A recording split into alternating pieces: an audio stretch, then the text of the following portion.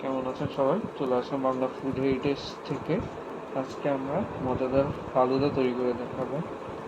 প্রথমে আমরা একটা পাত্রের মধ্যে পানি গরম করে এর মধ্যে আমাদের জেলো তৈরি করব। আমরা লাল রঙের দিয়ে দিয়েছি।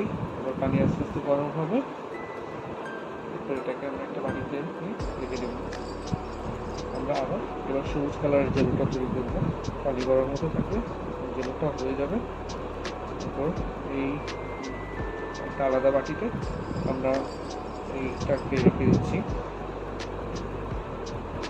এরপর আমরা আমাদের সাবুদানাগুলো নিয়ে নিলাম।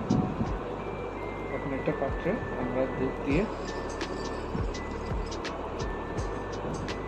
দুধটাকে আস্তে আস্তে নাড়তে থাকবো। আমরা এর মধ্যে দিব 1 কাপ পরিমাণ চিনি এবং সাবুদানা দিয়ে দেওয়ার পর এখন আমরা ভালো মতো নেড়ে চেড়ে নিচ্ছি। এখন আমরা আমাদের ফালুদাটা দিয়ে দিচ্ছি। ফালুদা মিক্স দিয়ে এখন আবার ভালো মতো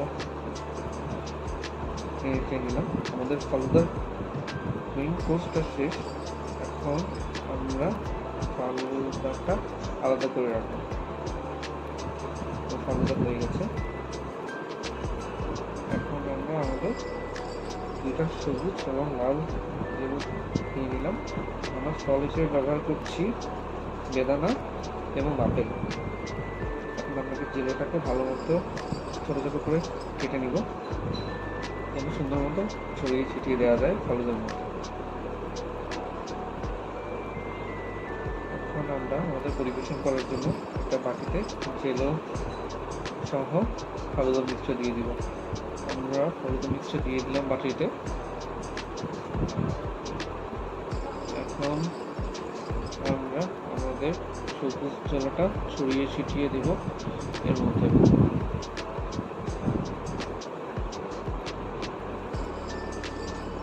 এখন আমরা লাল জেলটা দিয়ে দিচ্ছি।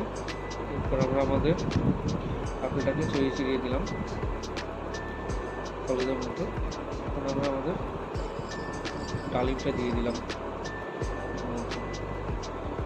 আমরা এখানে এখন আইসক্রিম দিব। আমরা 2 স্কুপ আইসক্রিম দিয়ে দিচ্ছি।